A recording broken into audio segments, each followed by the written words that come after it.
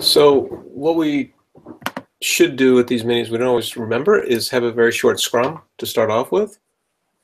Okay. It's kind of like a religious observance, right? And then we can get to our but just to update everybody what we're working on, if we have any blockers, that kind of thing. Yeah. So I guess I will go first. So I submitted a PR yesterday for something. Yeah, I just saw it for the duplicated organizations when you search for them by yes, thank category. you. Yeah, so I submitted that PR. Right now I'm working on the story where we don't see the correct sorting order for Swedish alphabet coming out of the database in production. Yeah. And I see correct sorting order, and I have confirmed that. I've connected up directly to the database on DigitalOcean, and I do a direct SQL extract from the database, and it's not sorting correctly. No. Where it is sorting correctly locally. I've looked at what I thought were the two database settings that might affect that, but they're not. They're the same, both local versus DigitalOcean. So I've got to dig further and to find out why the behavior is different. Okay. Production. So that's where I'm at. Yeah. Okay. Yeah, there's something called there's a locale setting. Yeah. LC_locale. And both of those on DigitalOcean as well as my local environment are set to English as spoken in the US. So you would think that it would be set to Swedish as spoken in Sweden for my local database if it's sorting correctly, but it's not. The other one is locale setting related to that called C-type, which is basically, I think it defines what an alphabetic character is in the alphabet and how to represent a an uppercase character versus a lowercase. And those are identical beyond the two environments that I'm testing. So it's not that, it's something else. So that's all I've got on that at this point. And I don't have any blockers. So how about yourself, Robert? I was working on the seeds file, and but I get a bit worried all the time because the seeds file is also everything is based on the fact that there's more membership applications. So I can, of course, just rewrite it. We would lose a lot of functionality from the seeds file because now a lot of functionality is just to make sure that accepted is the last one and stuff like that. But it makes me worried a bit that it's as if there's valid reasons for it. There aren't.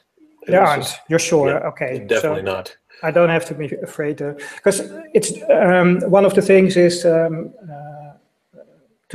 ensure that the accepted membership is last is something that is used elsewhere in the application too, even in menus.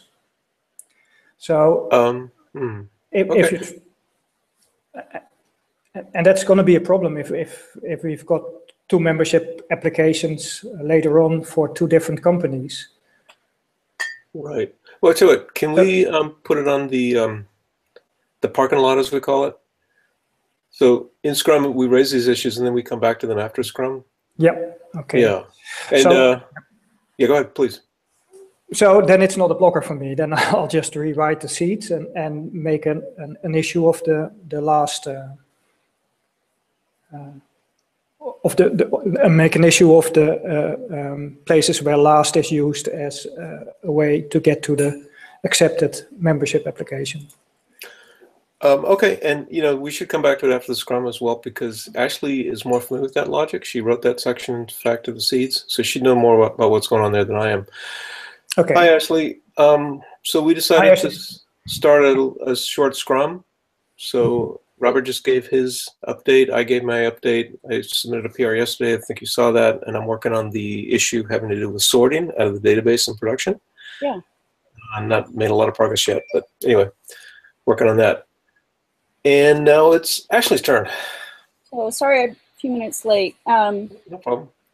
I'm in reverse order. So I just put a PR up so that we can try sending our backups to the Amazon Web Services S3 storage. Mm-hmm. I did a little configuration, setting some stuff up. I also, as you saw in Slack, and I put a thing in Pivotal Tracker, chore in Pivotal Tracker. I'm concerned about the production logs, but I think we know what to look at and how to get those working again. And then I've been working on the whole custom reason for why SHF is waiting for information from a member. Yeah. So I've got that going. I still have one more piece to go, but that's definitely on the way. So that's the short version. By working on, you mean kind of a proposed approach or kind of a prototype of the code? The code. And so we can talk about it a little bit. I think probably I should do a new PR just because to clean it up. Yeah, I see what you're saying. Okay, great. All right, so we'll call that a Scrum then. I guess I do want to just, so I am thinking a lot about, I guess, the sysadmin stuff, backups and getting that. Taking another cut at that. Okay, now I'm done. Sorry, I didn't mean to cut you off there. No, I haven't. So, Robert, do you want to bring up your question about the membership application and the last one being accepted, etc.? Yes, actually, I've been looking at the seats file, and a lot of it hangs on the assumption that there are more membership apps per company, which we don't really want, I think.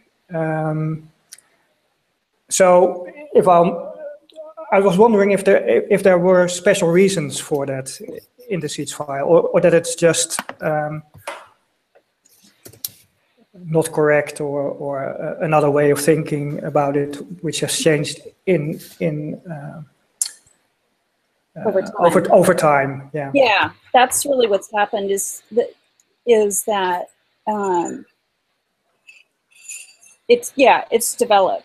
So in general, we know theoretically, yeah, somebody could have multiple membership applications, but we haven't had to do anything about it. And so, right, exactly. What you're seeing is as code has evolved, now that things are more complicated and richer, now we have to really face, how should we deal with that? Okay. So your sense is exactly right. That's where we are. We've just been thinking about it in generally and kind of putting stuff in there, but haven't really thought it through or dealt with it. Okay, so the seats is not going to be a problem for me. I can rewrite that, but in other places in the code, there's to get to the accepted membership application. Yeah. There's code like membership applications.last. Right. Yeah, that's kind of the.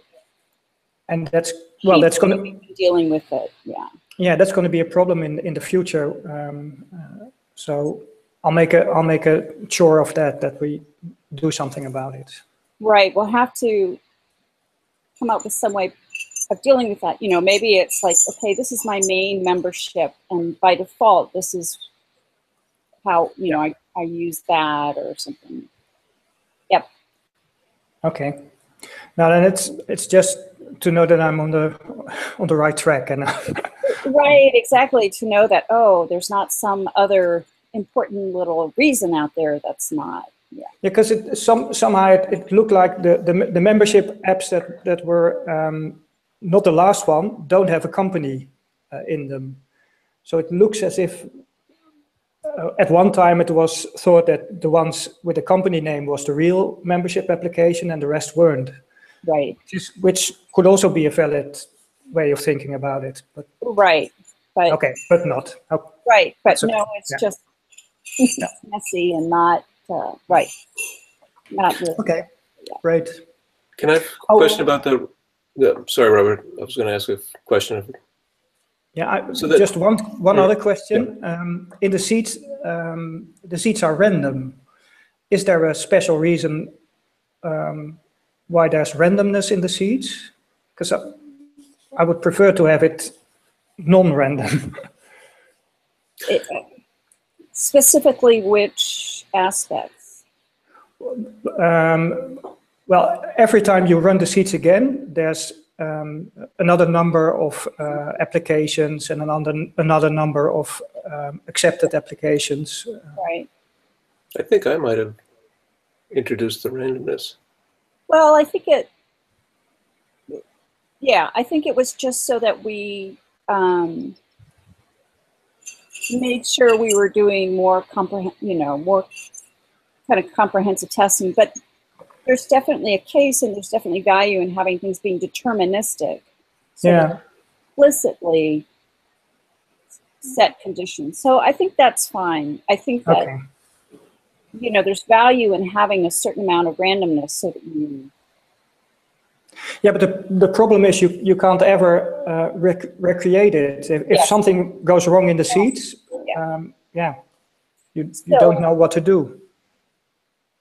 I don't follow that. So the reason I like randomness is that I wouldn't want to have the development database be seeded with the exact same data pattern, same number of rows in the same number of tables, etc. Now,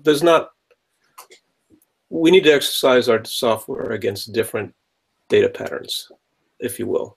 And that's different sizes of data sets. I understand that reasoning, but what is the use case?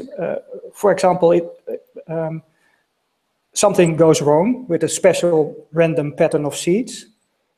And then what do? You can never recreate that pattern of seeds. So well, I think there's two aspects. One is testing. Testing can handle both randomness and deterministic stuff and should.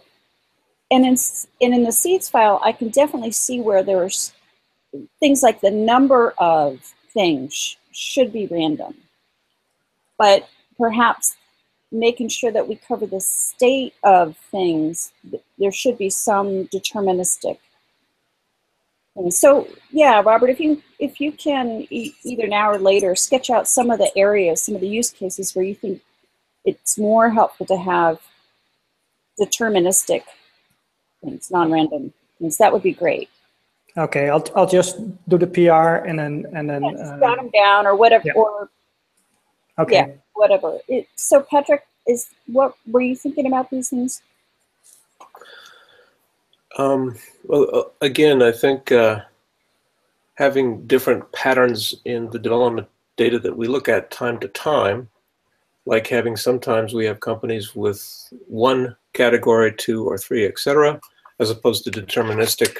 The number of companies that have 3 categories is always 10. The number of, I'm hard pressed to come up with a specific example that would make sense, but it just makes me nervous that we would look at the same development data set every time, and things that might break because of different patterns, different numbers of records of different types in the tables wouldn't become apparent to us.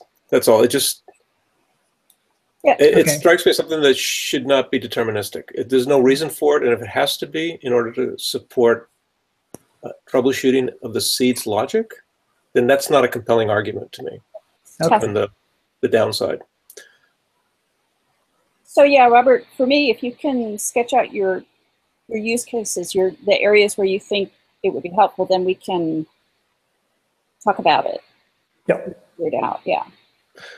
So I wanted to ask, this membership application.last business, the scope of last on that is all membership applications for a specific user, or for a specific user and a specific company? What is the scope of that .last modifier, query modifier? I think it's used for a user, yeah. All memberships for a user, the last one for the user. Yeah, and I definitely remember early on that was just I think even when Thomas was, just putting together initial code, it was just, okay, well, let's just arbitrarily pick the last one as the most recent one and deal with that as kind of the main application. So there wasn't any more thought or logic behind it than that. I see, I see. So don't get too caught up in it. Now it isn't a problem for the seeds, but I see it used also in views and stuff. So that's going to be a problem later on. Yeah, definitely time to address it. Yeah, some of those things, those weird artifacts in our code that resulted from, well, just at the beginning, we did this as an artifice. And we do need to, I think there's one or two others that we haven't stumbled over completely yet. Yeah, I'm sure. Yeah. I see them once in a while in the code and think, well, we've got to get to that at some point. All right, well, I'll make it sure. For instance, one that comes to mind is company main address. Well, the main address right now is just company addresses .first, right? That means nothing. So that kind of thing has to be refactored also. But anyway, when we get to it. What do we want to call these? Artificial settings, assumptions, model decisions? I think just getting started stuff that we hardwired in the code that doesn't make any business sense, but allowed the code to work so that we could still build stuff. Outdated model assumptions. Yeah. Yeah.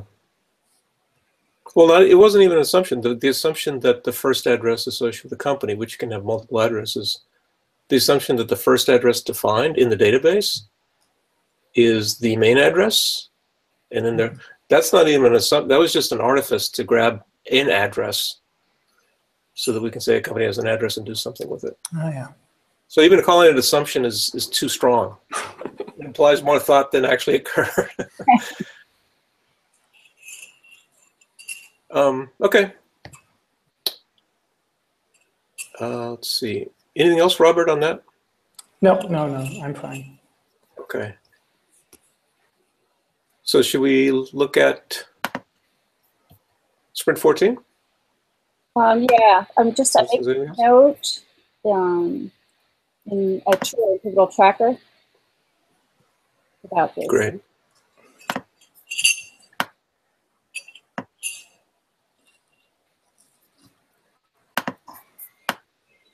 Yeah, the company.main address is the one that, there's probably another one that I've stumbled, something's nagging at me, there's something else like that we haven't talked about, but anyway, yeah, we'll discover it as we stumble over it again. Let's see, so I was just going through and completing some stuff that's already been put into the production code base, or at least development. So company information card fields, I think I went ahead and moved. Yeah, I did before you showed up. Ashley, I moved it to Sprint 15. Is that good? Yeah. Okay. Mostly it'll be moving stuff to Sprint 15. And how about this one? Optimized queries, company mapping info. Yeah, let's look at that and just how much more do we want to do on that. I mean, I made some progress. Has there been anything done on that? Company. No, I made sure that we were caching, just doing the query only when absolutely needed, and then caching. So let's move that to Sprint 15. I think at a minimum, I need to make a note about what I did. Yeah. Maybe that's a duplicate, or maybe this. Can we, so with changes that I made recently, we actually maybe, okay, let me just check, and if you can confirm this or not.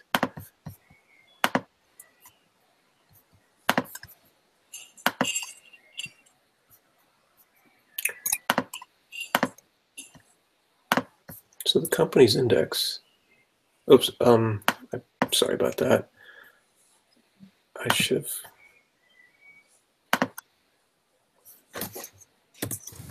Too much coffee or not enough?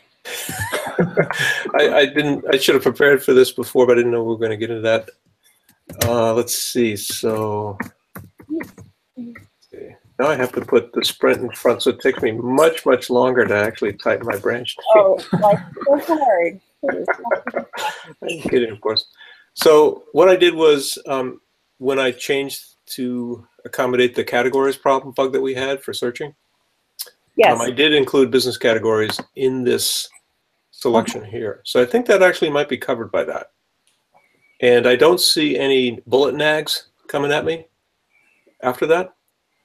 So you may want to just note that, let's see, that's that might be covered already. Yeah, so I'll definitely look at that in Pivotal Tracker, and if it's been addressed, I'll make a note about which PRs did or didn't address it. Yeah, okay, good.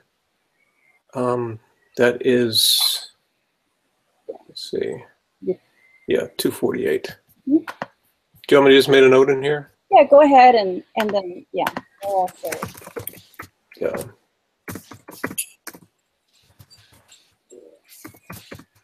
I'm a little surprised Suzanne's not here. Yeah, maybe. I know she's. All right. Her life is getting crazy busy.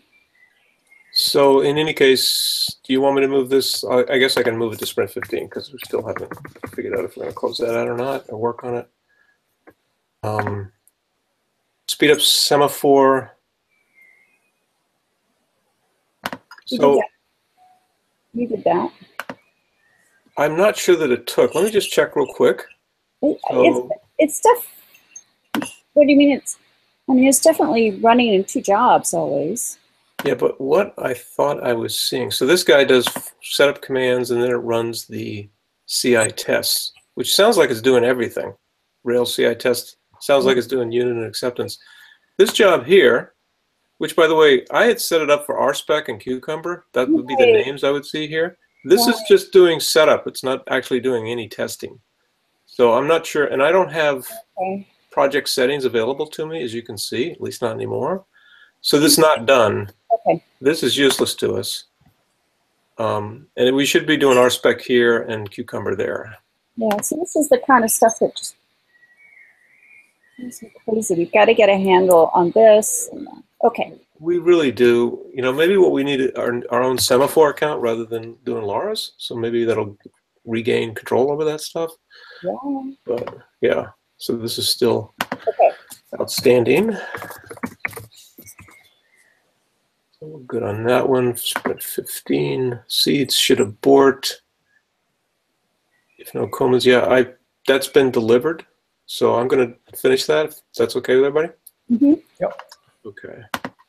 And we don't need to show that to the user. Client, eliminate warnings and errors from that one as well. I already delivered, so I already did that before we started, I have to admit. Quick document, addresses, the address document. Just move it up. Sprint 15. Move it up, okay. That is out. Yeah, okay, good. Excellent. Cap deploy, we think we nailed that one, right? Yes. Okay, so we can deliver and I can accept, right? Since we don't need to show that to the client. Yeah.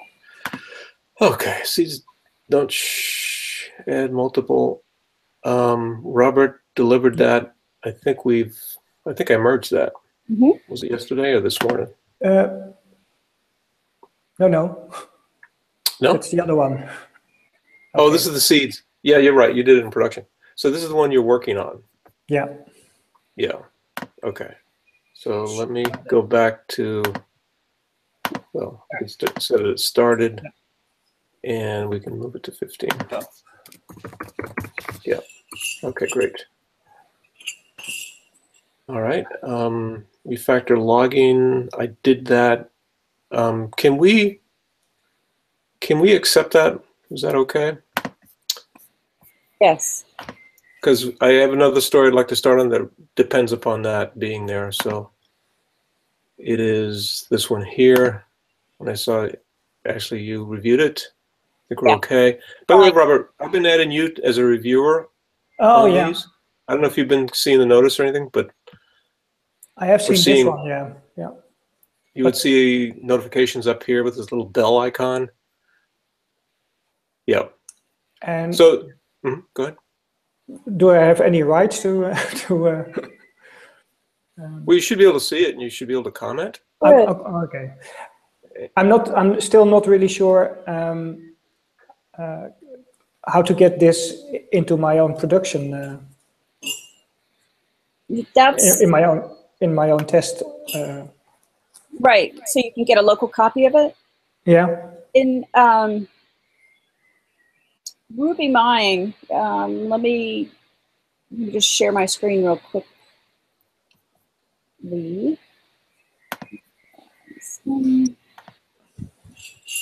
So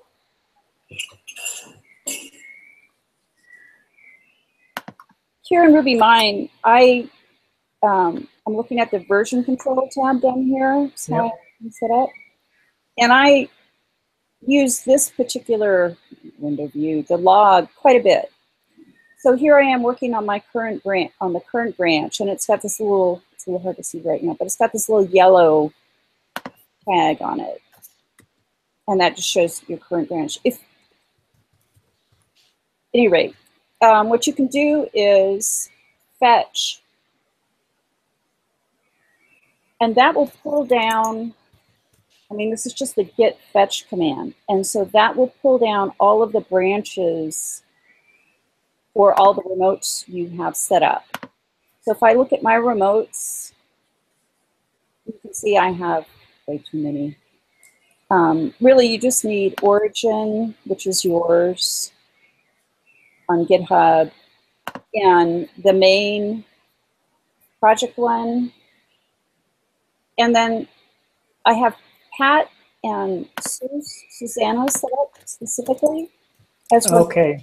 Yeah. And this is what lets me easily fetch any of their branches.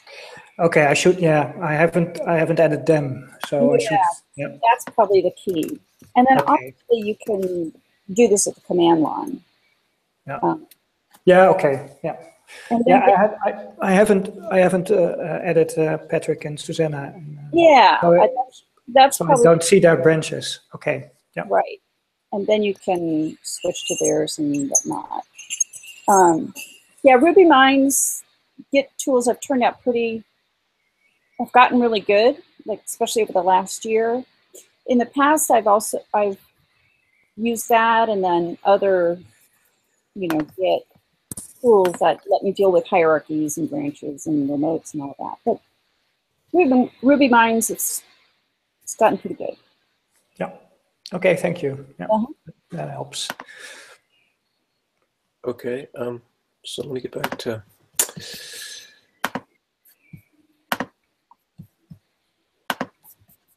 So while you guys were talking, I actually realized that I didn't have you as a remote. So see this command here, Robert? You're familiar with this, right? Yep. So I'm going to add you. Right. So now when I do get remote, all that correctly, I will see Robert here set up. There you and go. then what I would tend to do is if I want to recreate your branch locally, I would say git fetch Robert. So basically pull down all the latest up-to-date pointers to your repo right now. And then I could also do git fetch Robert, and then your. Oh yeah, you had the wrong name. A different Robert. It's Krem with an A and not with a U. Oh. Okay. Well. So, a cartoonist. I mean, with a B. He was. You're right. Yeah. So. Krem is a flutist, I think. And Robert Krem. Robert. Right. Okay. Can I overwrite that? No, I can't. How do I delete? Sorry for the that. No, it's right mouse button, delete menu. Yeah, exactly. Well, on your fancy dancy thing. Anyway, you get the idea. So yeah, that's kind of how I do it, since I don't have that fancy editor like that. Now, wait. We were over here. We were looking at this one here. So refactor logging in. Oh, that's right. We were going to decide if we could. Can I go ahead and merge this then? Yeah. Yeah.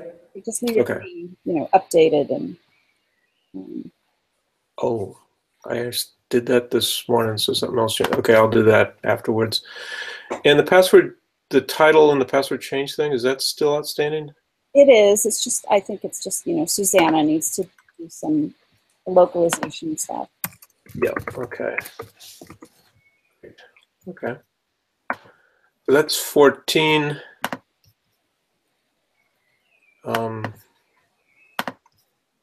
Moving on to 15. Is there any? Sorry, go ahead. Hold on just 1 second. I'm making a note in the team meeting stuff. That,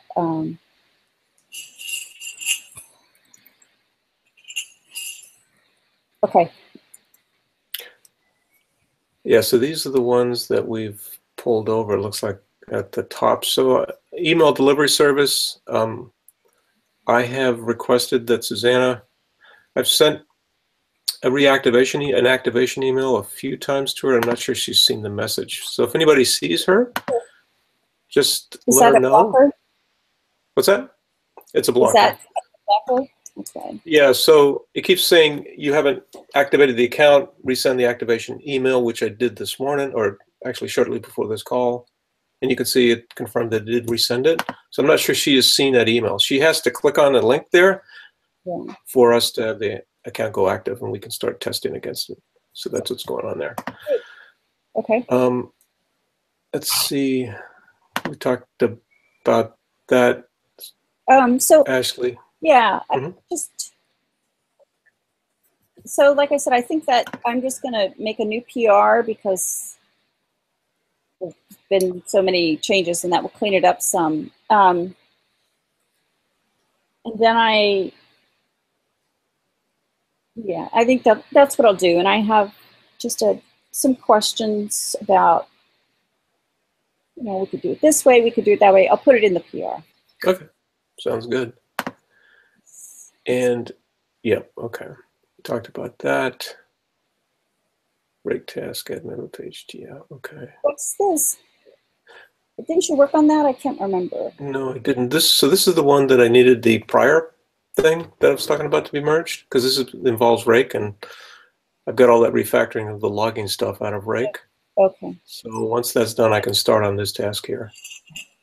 Show membership. So this. Isn't this already delivered by you, Robert? Isn't this one that we merged this morning? That's so this is the one, right? 246? Yep. Okay. And we put it as a chore. I guess that's not customer facing, so it's probably okay. Or it shouldn't be. Hopefully we caught it in time. So this one was a hotfix that I had to put in last week, and I forget exactly what it was. It's not customer facing. I put it in as a bug. Do I have any detail in here? Oh yeah.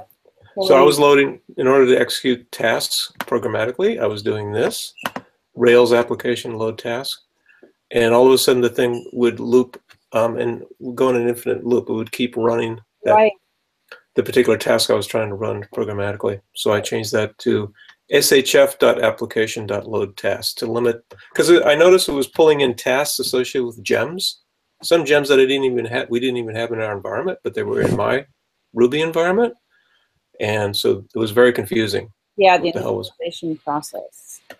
Yeah, well, in the particular, when I say Rails application load task, it goes out and finds every task file for everything in your Ruby environment. Even for gems, and even for gems that you don't even include in your particular Rails application. Right, beyond your bundle install. Yeah, so it's pulling a bunch of rake tasks associated with gems, and then that was causing some logic bug to hit, go in an infinite loop, so I had to fix that really quickly. So I'm just going to click accept if we're all okay on that. It's working? Yep. Okay. Production logs. This is something you opened recently? Yes. Yeah, that's the thing, the 12 factor. Yeah, oh yeah. You and I can address that. I'm not even, so yeah, you and I can work on that. And Yep. just in looking through that, using Rails 5, I'm not even sure we need that thing. So Yeah, I know. There's some question. Heroku still says use it, and then there is some indication that we may not need it. If you're deploying, if your production system is on Heroku, then... Well, because you have a staging environment, and I have my own personal Heroku Right. as well for my semi-informal staging. Right. That, and yeah. Yeah, I mean, I understand how you got there, and I would have too, and now so. Yeah, okay, so maybe we Yeah, can do so away with it. Really bugging me. There's no backup. So. What were you, okay, we don't need to go into detail now. I'll take a look at it. Right, don't tempt me, because I will. Company search results duplicated from multiple categories. There's a PR in place for that. Yeah. On that. Yeah, so we will right, take a look at that. Save backup files. Is that part of what you're working on right now, Ashley? Yeah, I just pushed that. I just needed a break from the other stuff, and this helped me feel better about all our DevOps. So yeah, I just put the PR, and it's pretty straightforward, and we'll just have to see how it'll either work on the production server or not, but it's very straightforward, really. Okay, we'll take a look.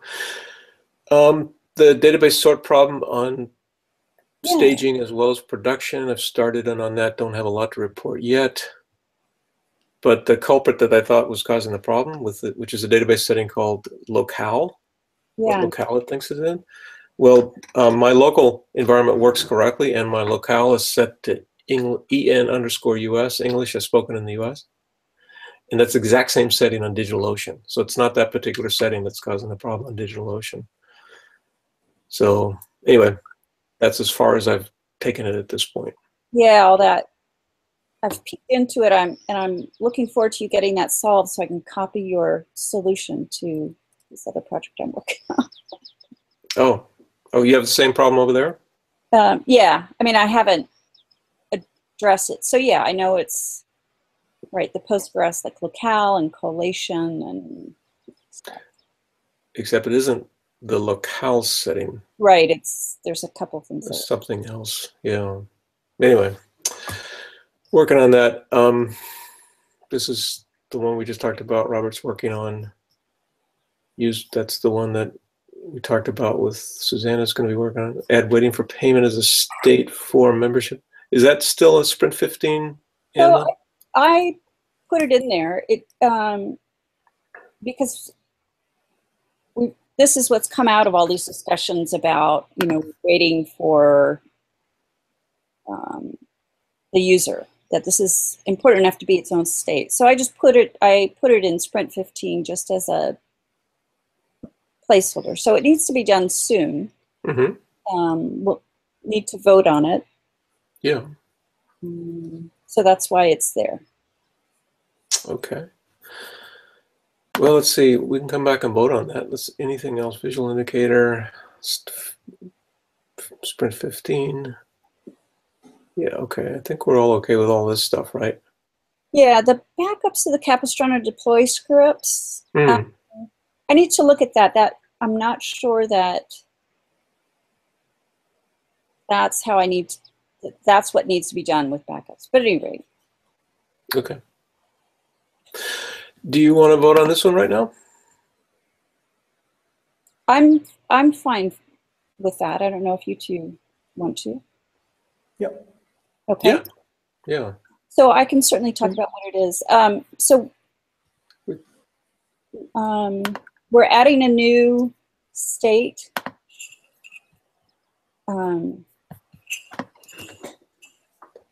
To the membership application to our state transition, to our state machine. And so in doing that, we need to know what are the events that make you transition to the state? How do you transition out of that state? Whoever works on this will pretty much be able to look at the other methods that are used and copy them and just adjust them as needed. I think that the biggest thing will be just writing the feature tests, which also will be done with primarily copy and paste and just alter one or two things. Mm-hmm. So it's straightforward, and would be a good way for somebody to get familiar with the state machine code, which is, I think, straightforward. Yeah, I've looked at the state machine code. I would like to do that if it's okay. Yeah, that would be great. I'm really glad you're here, Robert, because you can jump right into the code and make good progress.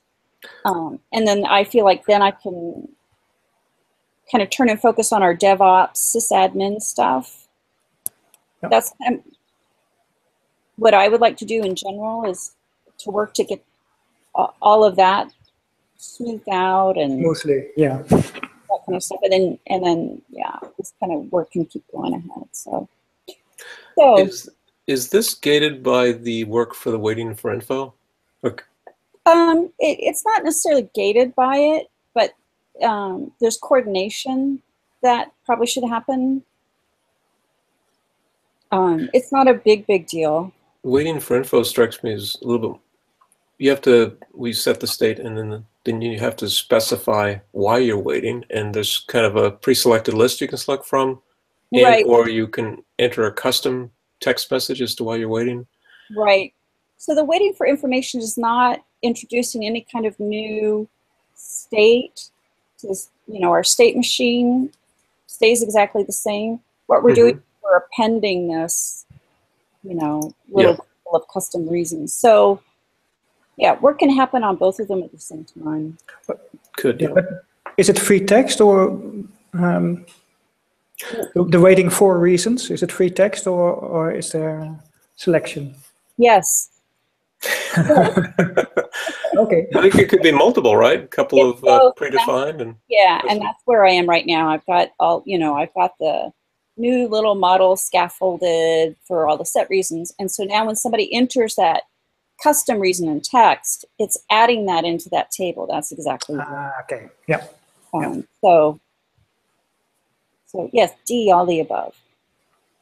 Great. Whereas I think waiting for payment is just state change. Waiting for payment. Yeah. There's no entry or selection of. Right. It's this whole new. Not much more to belabor on that one. Okay, so actually, I wonder if this async voter is working for us now. Let me try that. Voter. Let's see if I can get the link here. If not, we'll just do it. Yeah, right. Informally, as we've tried before. There we go. It's working. Oh. All right, so everybody should go ahead and vote.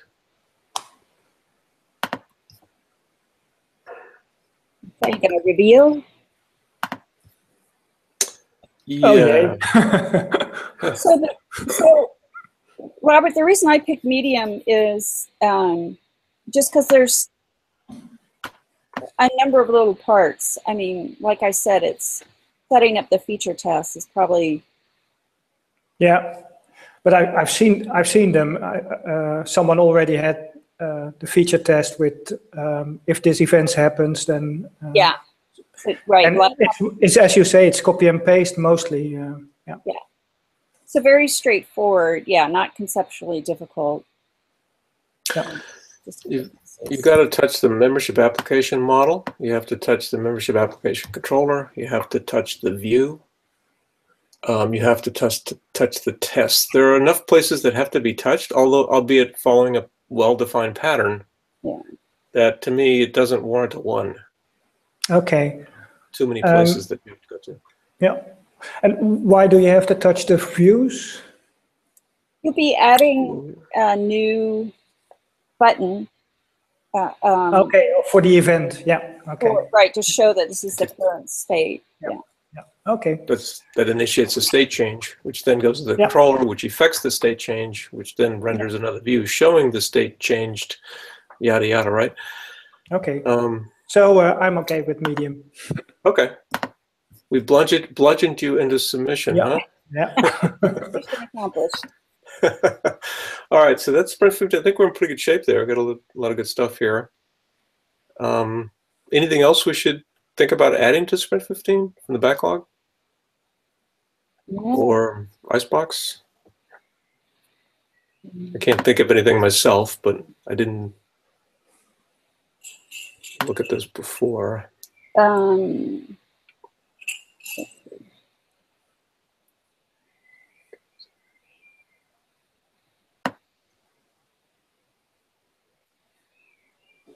Sprint 15 stuff.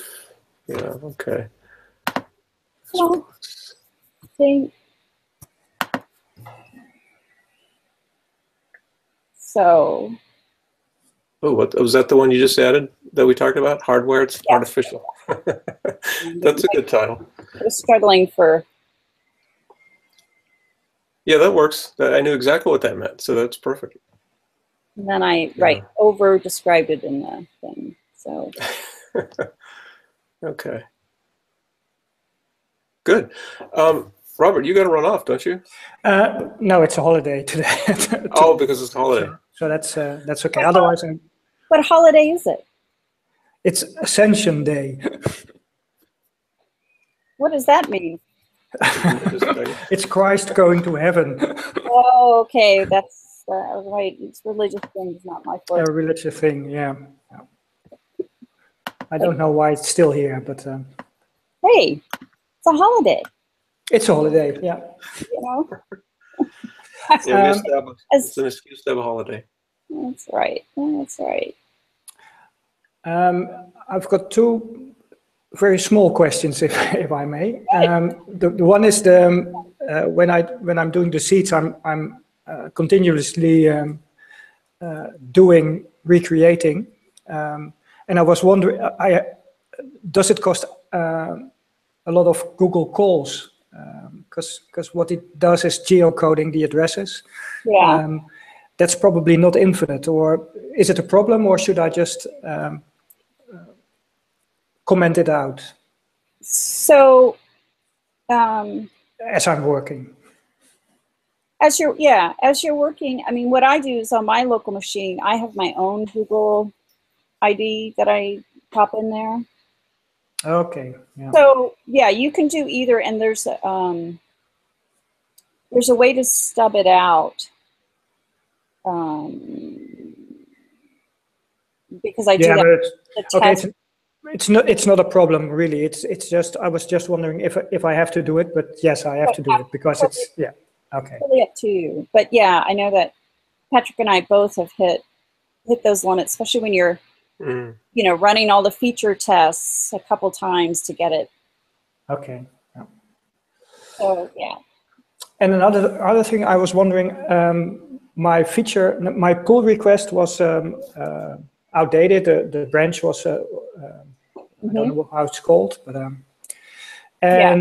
somehow Patrick did merge it, and I was wondering what happened. Yeah, so is the idea that I should then take it back and rebase it and then do that myself, or? That's generally what we do. So there's a button there though that says basically fix. I forget what the button says. It says basically I saw that. Yeah, so I clicked on that, and what generally happens, it pops up basically a display of the code that shows you the conflicts, and you can edit the code there, right in GitHub to fix them. My intent was just to see what the conflict was, not to fix it, because I'd rather you do it locally and then push your changed code up. But what happened was it fixed it, didn't present me any conflicts, and because there were no conflicts. No. Right, which is not always a good thing. So what I do, Robert, is in RubyMine, I'll switch to the develop branch, do a pull, because what's happened is somebody's merged, right? And then I switch back to my feature branch, whatever I've been working on, and then you merge the development branch, and then then RubyMine will show you the code changes. Even if there are no conflicts, you can look and double check and make sure that things are as they should be. Yeah. Or you rebase that last step. Yeah, that's where developer preference. Hmm. got into way trouble, using rebase. So now I'm just sticking with merge. No, the only thing is I don't notice that it's out of date with a master branch or with a develop branch. Right. Yeah, you can't unless you look on GitHub. Yeah. Um, So I don't know what the process is for doing that. If is that before the meeting or? There's not. We don't. So Patrick, my view is we don't have a really hard set process. Okay. If like I'm looking at or if I'm looking at something Patrick did, and his feature branch has gotten out of date on GitHub, and I know that what he's done and the latest changes to the development branch are really separate, I feel comfortable just going ahead and using the GitHub button and letting GitHub automatically merge things so that we can move forward. If I suspect, though, that there is some overlap or there might be conflicts or I'm just not sure, then I'll let the developer of that feature branch take care of it in whatever way they think is best. Okay, great. So it's just communicating and yeah. Yeah, what do you think, Patrick? Well, I generally kick it back to the developer, even if I suspect it's fairly straightforward, because I'd rather the developer be in total control. I think the other thing, too, if I see a PR and it's for somebody else and it says that there's out of date, I will actually put a comment in the PR. That'll show up in our notification channel, and then that'll alert the developer to go look at it, because you're right. Unless you see that, you don't know. And you're wondering why nobody's merged or reviewed your PR yet. Yeah, are you subscribed to that Slack SHF project notifications channel, Robert? Yes. Yeah, I find that really helpful. Yes. Yeah, no, absolutely. So that's what I would do. I just put a comment in there. Hey, Robert, you've got some conflicts up on GitHub. You want to go look at that? Yeah. I think the other thing on the seeds thing that I was going to say is when you're developing this, and you've probably already done this, we have a num users constant set to 100. When I was playing with seeds logging, et cetera, I set that to 5. You're just trying to get the seeds logic to work initially, so you don't need to create 100 users using up all those geolocation counts, etc. We want to get the logic to work first. Yeah. So you may want to just set that to something like a really low number, because it takes a very long time. I almost actually made that a parameter and put it, or environmental, and put it in the .env file where any developer could set.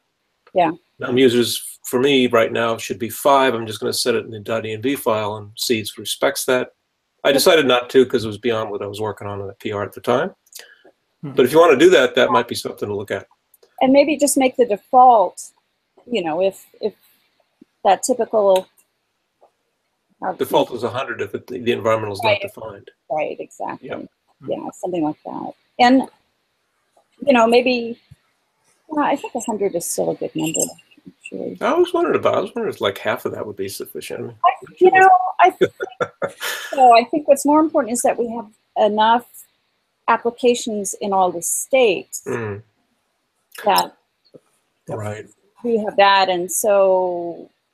Well, maybe we need to leave it at 100 because we won't have a user having multiple applications anymore for the same company. Yeah, but I'm sure less than 100 will still work, and we'll still get enough applications in the different states. So, yeah, Robert, if you want to play around with that's fine.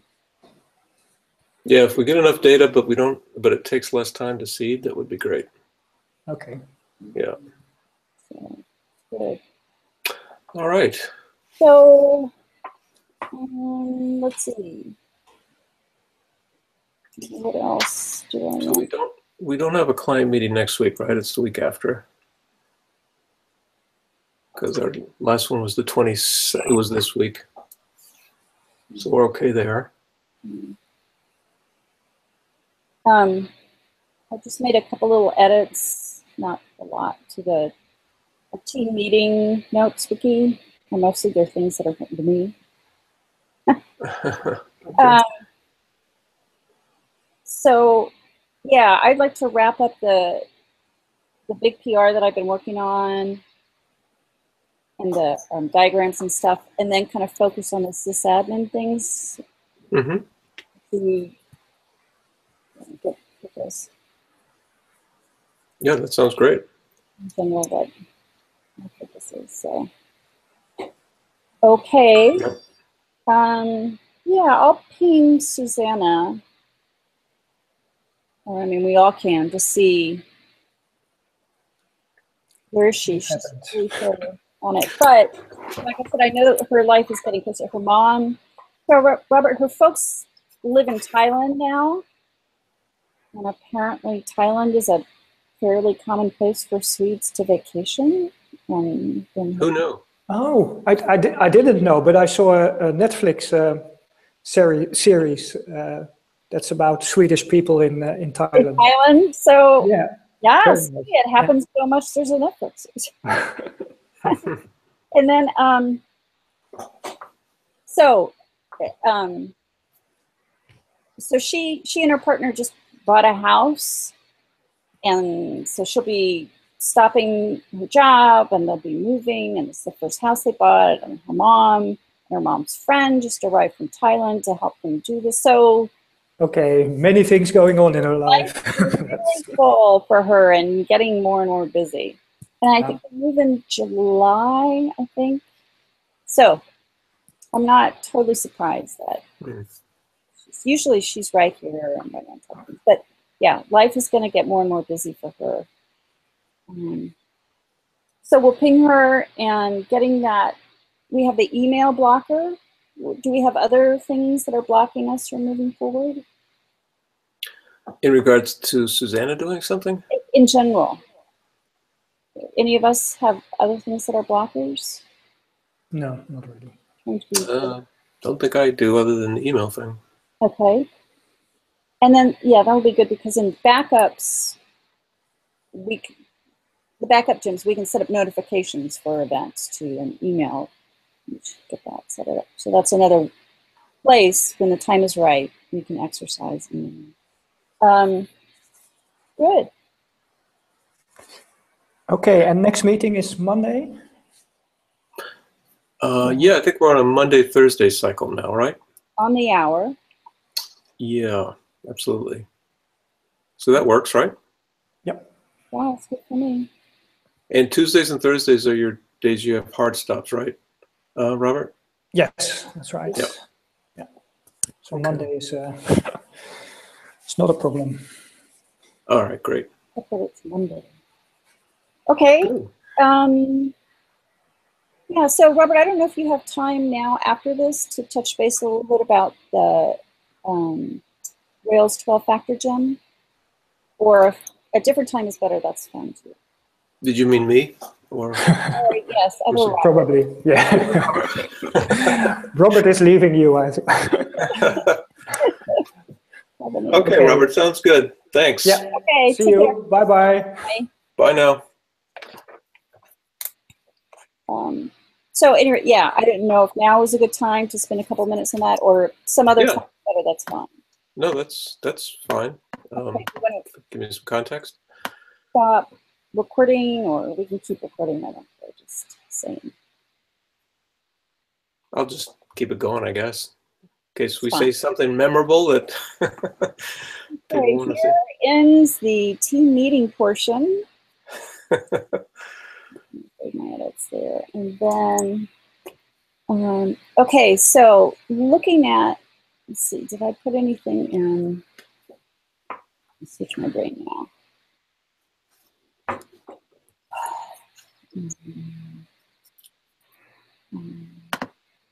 Oh, there's one item still in Sprint 14 Pivotal Tracker. It's your 244. Oh, I missed something? You should just, I'll let you switch that. Yeah, just change the label to them. Just as I was refreshing my Pivotal Tracker. All right. Yep. Good point. Okay, why aren't production logs happening?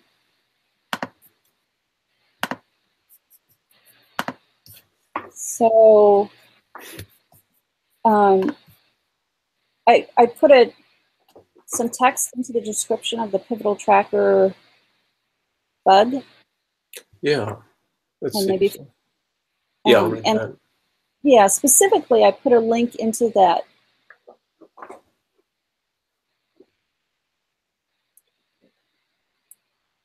Into the GitHub, Heroku.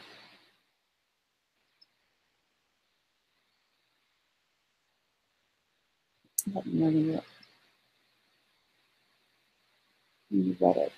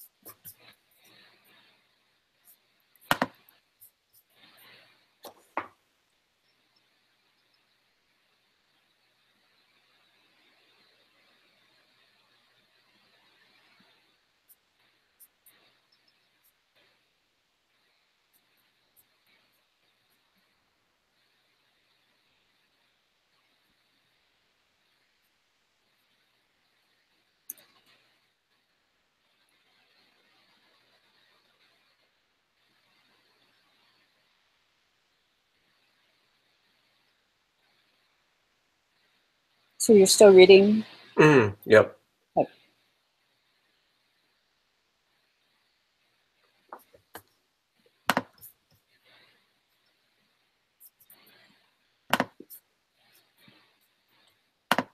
So what's the purpose of logging to standard out? What was the rationale for that? So if you have a lot of logging happening and you have multiple processes or workers, if you're using Unicorn, for example, You want to see it all interwoven together?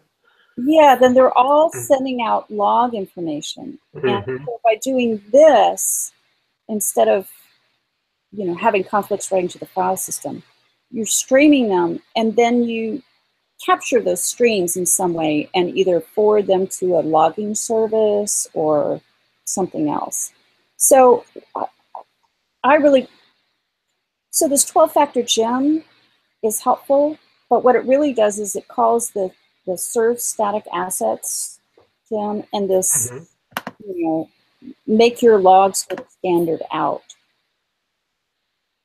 And it bugs me that they take control without really making this more obvious, but fine. So it actually has a dependency that we can't get around to on this Rails standard out logging gem, the Right. Rails 12-factor gem. And then they have this note in their documentation there on GitHub about Rails 5. And if you're using Rails 5, you do not need this gem. And so, and then looking at the code in config environments production.rb,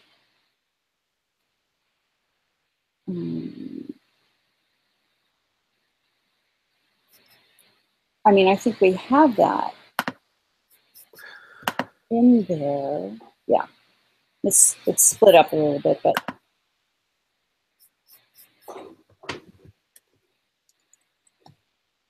so that's really my main question is, do we need this gem since we're using Rails 5 and we have this code in there?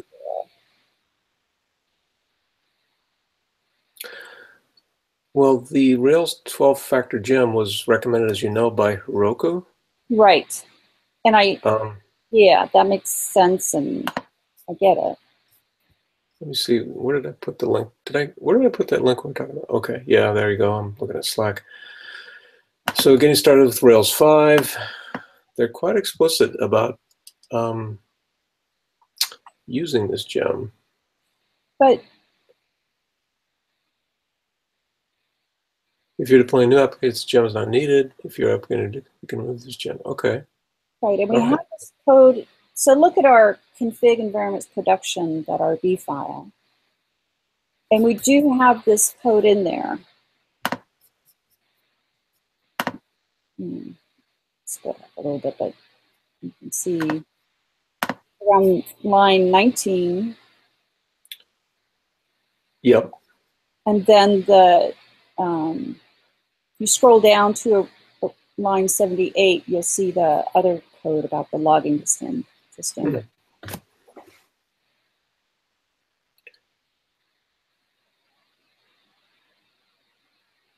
Mm-hmm. Mm-hmm. So was that what the primary intent of that Rails 12-factor gem was, to ensure logging to standard out? As far as you know? Both of those things. The serve static files and log to standard out. Well, it does appear that we don't need it. So one, if we do need it, that's fine. We can, now that we know what's going on, we can, you know, get a hold of our logs and make that work. Mm-hmm. Mm-hmm. But yeah, I don't know how to test it or what you need for the static stuff. Well, that's okay. It was only an issue that I could, as far as I could tell, on Heroku. So I don't need to worry about that. I'll make it work. This production.rb stuff regarding standard out logging, was that there already, or did you put that in there in a prior PR? Yeah, no, I haven't touched it. So let me look. I can look. Okay, so that's been there since we did Rails 5 scaffolding, I guess. Yep, exactly. Okay. Yeah, since October 26th. Then we're good to go. Yeah, I think we could definitely take it out then. Okay. So even though it loads and it specifies standard out logging, there's no way we can, well, it doesn't, it's moot anyway, because we're going to remove the gem. So not a problem. Right, but I think, I mean, is what you were getting to is in that code, really, if we want to send our logs to standard out, then we just define that environment variable. Oh yeah, no, absolutely. I was just thinking if we kept Rails 12-factor in there, which we're not, is there a way to say, yeah, I know that it's invoking standard out logging, but we take that over in some way. Yeah, we take that over in some way. Yeah, we circumvent. But anyway, that's a academic question. We don't need to grapple with it. But so okay, so should I do a PR and just take out that gem and whatever else I need to do to get the production logs going? It looks like it. Yeah. Okay, I'll do that. And do it. In the fantasy world, you know, where you get all the things done you want to. Right. I get closer and closer to setting up a staging version on DigitalOcean, even under my own namespace for right now. Mm-hmm. With my own droplets, I guess. So we'll see. I think we're going to have to do some version of that at some point. Yeah. So what may happen, I'm not sure, but what may happen with this database issue is we may actually have to back up the database, drop the database, and recreate it. If it's so, there are some settings that you can only set upon database initiation, database create. Right. They're not configurable afterwards. Right. The two ones that I was checking are those are the two actually that I've run across that have to be set at create time. Yeah. However, they do not seem to be implicated in this behavior. Like I said, the settings are the same locally as well as in DigitalOcean for me. And so they don't seem to be driving the bad sorting behavior. So, but anyway, what I'm getting at is we may, if we do, then that will definitely provide a spark for us to create a staging environment to test all that. Right. You know? And really muck around with those things. So yeah, we don't want to do the database backup drop and recreate and import the first time on production. That's for sure. Not until we at least get our production logs. Yes, first things first. You're right. That'd be a good precursor. So yeah. Okay, good. I'm just wired this way that it really will keep me up at night. So sad. Yeah, no, I know the feeling. It's like, why am I thinking about this? I should be getting some sleep so I can be effective to address it in the morning, but now I'm going to be too tired. Of all the things in the world that I could stay up at night about, really. Yeah. So, okay. I hear that. Good. All right, well, good investigation there, that gem. Yeah, well, that came up pretty quickly. And yeah, just a little Googling, you'll see people on Stack Overflow are like, have exactly the same experience and reaction that I do. Like, what? Yeah, exactly. What did we do with that Stack Overflow and similar vehicles in here? I just don't. It's really good. I mean, I know I guess I think that the percentage of trolling and ego on there is relatively low compared to all the stuff that can happen. Yeah. I use it a lot. Yeah, I think it's actually pretty good. It's the great thing is that there's a lot of information there. The bad thing is there's a lot of information there. Right. Sometimes you find yourself, well, I got a hit on Google on this Stack Overflow thread, so maybe there's something here, and you do invest time because some of the threads are fairly deep, and you have to read the precursor code to figure. Right. And you get halfway through and realize, close but no cigar. Anyway. Right. This is not a good way to address this. I don't know what the right way is, but this does not smell good. Or it was more like, well, I thought that was the same problem I'm having, and it had characteristics that were the same, but when you get down into the deep details, it's a slightly different problem than what I'm having. So. Right. Or your gym version has changed, so it's not quite the same, but you don't know that yet. Yeah, and you've invested 15 minutes in a thread that you didn't have to read. But anyway. Or write 2 hours or whatever. So. Exactly. Yep.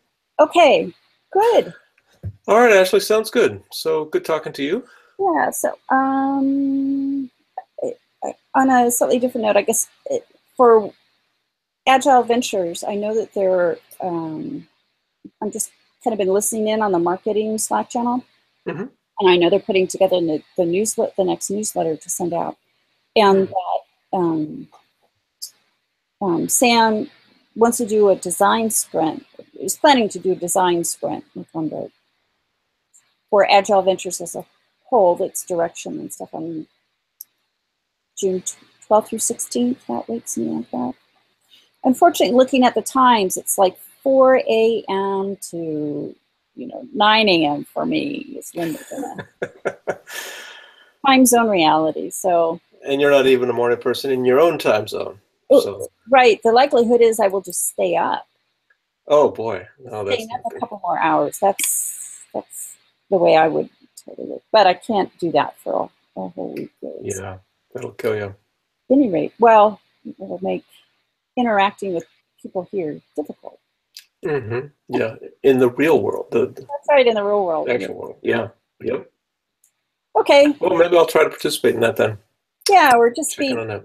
Yeah, just whatever bits are listening in, or so that's coming up. Yeah, I had subscribed. I did have the channel on my Slack, but I dropped it. I just have so much chatter coming in from all these hundreds of channels, but maybe I should get back on that. Yeah. What can you do, right? Just something so. Well, yeah, thanks for the heads up on that. Good. All right. Well, have a good weekend. All right, you too, Ashley. And we'll talk soon. It sounds like you're in better health right now, too. Yeah, I was glad it didn't develop into this super bad